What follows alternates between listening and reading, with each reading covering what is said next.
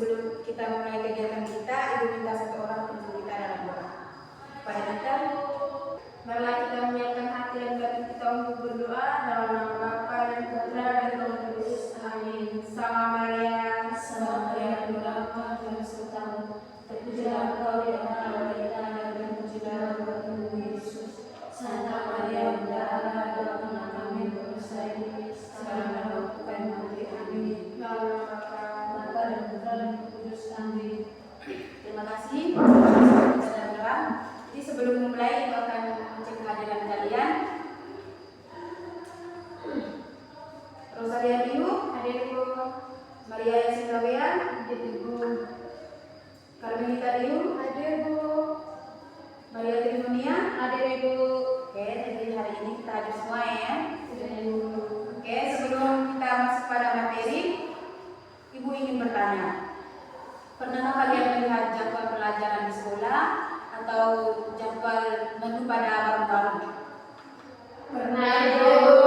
Jadi menurut kalian mengapa data-data tersebut disusun dalam bentuk tabel atau ditulis satu persatu?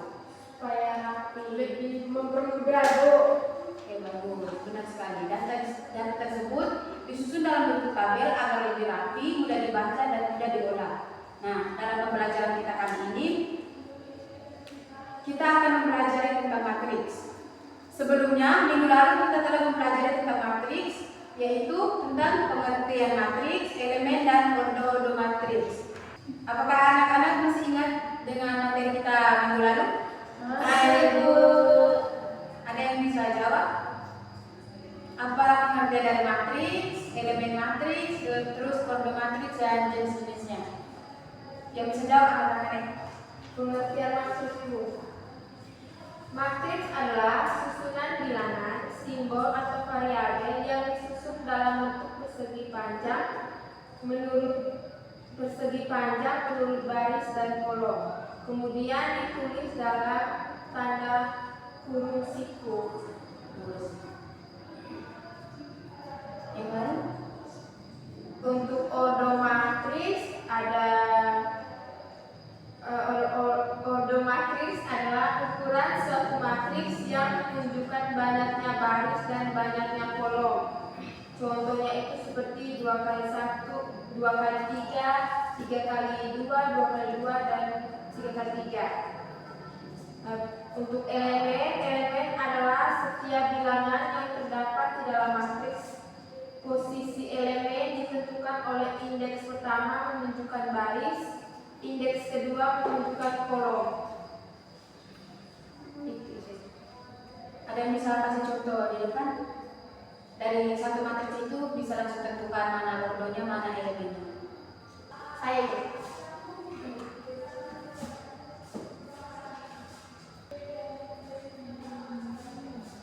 jadi ini adalah contoh ordo 2 kali 3, Ibu. Jadi yang ini adalah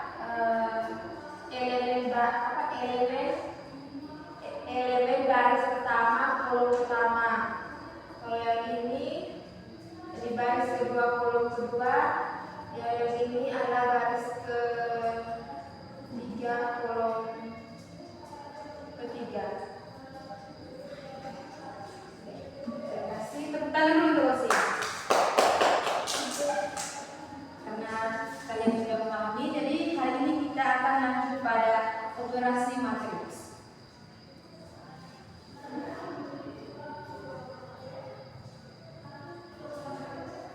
Yang pertama, dalam operasi matriks, yang pertama ada penjumlahan matriks. Penjumlahan matriks adalah dua matriks dapat dijumlahkan jika ordonya sama. Setiap elemen dijumlahkan dengan elemen yang letaknya sama. Contohnya seperti ini. Matriks A 2, 3, 4, 5 dan matriks B 1, 4, 6, 2. Pada matriks ini kita bisa jumlahkan tambah B. Jadi untuk penjumlahan dari matriks A tambah matriks B yaitu menghasilkan matriks 3, 7, 10, dan 11. Untuk operasi penjumlahan bisa dipahami? Bisa, Ibu. Sekarang kita lanjut pada pengurangan. Untuk pengurangan sama juga, tinggal ubah tanda operasinya.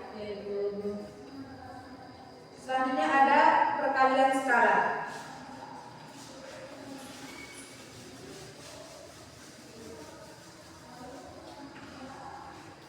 Perkalian skala ini dilakukan dengan mengalihkan setiap elemen matriks dengan suatu bilangan. Contohnya, diberikan matriks A 2, 4, 5, 7. Hitung 3A. Jadi di sini diketahui bahwa matriks A itu 2, 4, 5, 7 dan untuk pertanyaannya itu hitunglah 3A. Jadi di sini 3.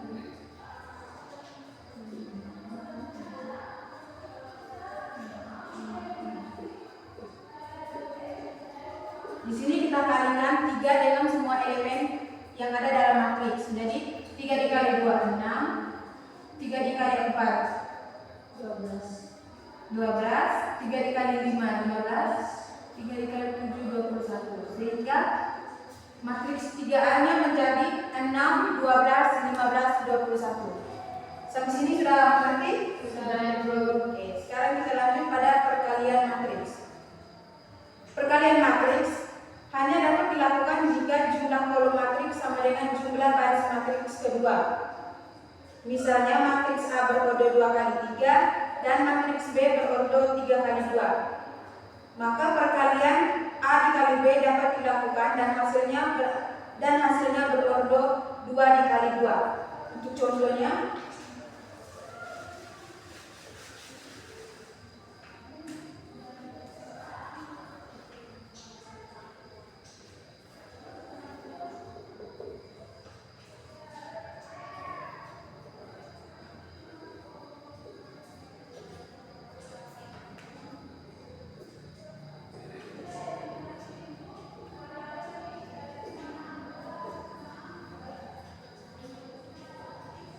di sini matriksnya sudah berordo 2 kali 2, di mana A-nya 2 kali 2 dan B-nya juga 2 kali 2.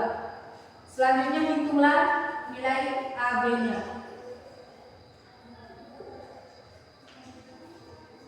Di sini kita akan mengalihkan setiap elemen. Jadi untuk perkalian matriks ini, perhatikan contoh di papan. Untuk rumusnya itu baris dikali kolom, di mana ini baris dan ini kolom. Diberikan matriks A 1, 2, 3, 4, B 5, 6, 7, 8. Hitunglah A dikali B. Jadi kita kalikan untuk elemen pertama ada 1 dikali 5, 2 dikali 7.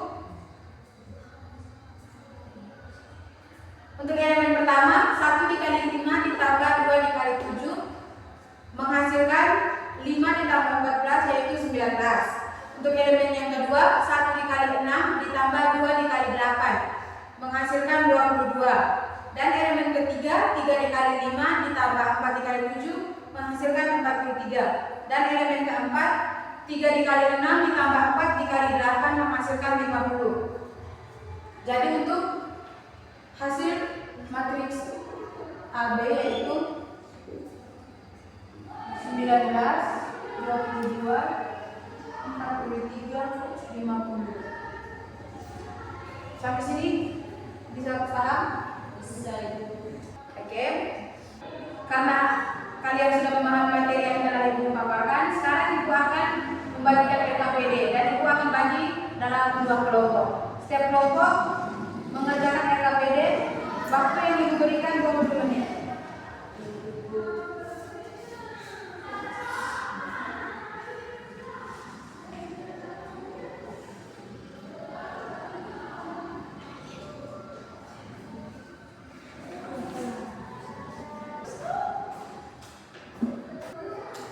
Sudah selesai apa dulu? Sudah ya Bu. Kelompok mana yang sudah selesai? Nomor 1 Ibu. Bisa baca hasilnya? Bisa Ibu. Hasilnya A tambah B adalah untuk matriks A-nya 3, 1, 2, 5, matriks B-nya 4, 2, 1, 6. A tambah B sama dengan 3 ditambah 4, 1 1 ditambah dengan 2. Terus 2 ditambah 1 dan 5 ditambah 6. Hasilnya 3 tambah 4 7. 1 tambah 2 nya 3, 2 tambah 1 3, 5 tambah 6 11. Jadi hasil dari A tambah B adalah 7 3 3 11. Tepuk tangan dulu untuk kelompok 1. Data penjualan barang, buku, dan pensil. Dalam minggu pertama 80, buku 80, pensil 120. Di minggu kedua buku 95 dan pensil 140. Jadi bentuk matriksnya baris pertama 80 95 dan baris kedua 120 dan 140. Jadi banyaknya baris 2 dan banyaknya kolom 2. Ordonya sama dengan 2 kali 2. Jika seluruh data bertambah 10, maka bentuk matriksnya 90, 105, 130 dan 150. Bagus. Jawabannya benar. Tepuk tangan dulu untuk kelompok 2. Jadi kalian sudah mengerjakan RKPD-nya.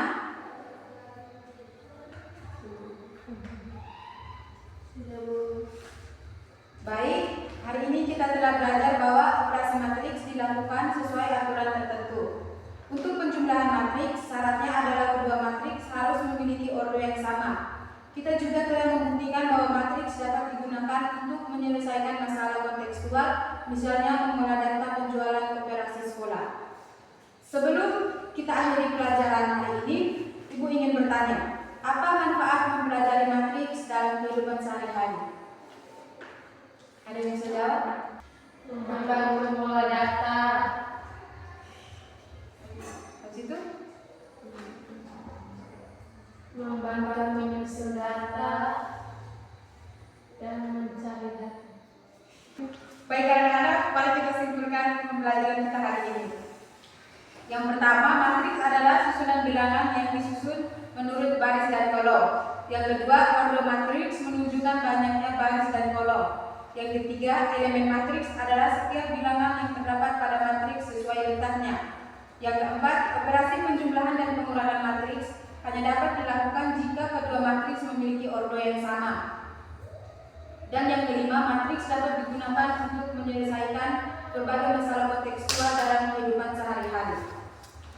Jadi, apakah ada yang ingin ditanyakan sebelum Ibu mengakhiri pembelajaran kita hari ini? Tidak ada, Ibu. Kalau tidak ada, sebagai latihan untuk di rumah, silakan kalian kerjakan tugas individu yang ada di RKPD. Dan tugas itu kita akan bahas minggu depan ya. Ya, Ibu. Jadi pembelajaran kita hari ini sudah selesai. Ibu ucapkan terima kasih atas partisipasi kalian dan keaktifan kalian selama pembelajaran hari ini. Semoga materi matriks yang telah kalian pelajari hari ini bermanfaat dan menjadi bekal untuk mempelajari materi berikutnya. Baik, sebelum kita pulang, Ibu minta satu orang pimpin kita dalam doa.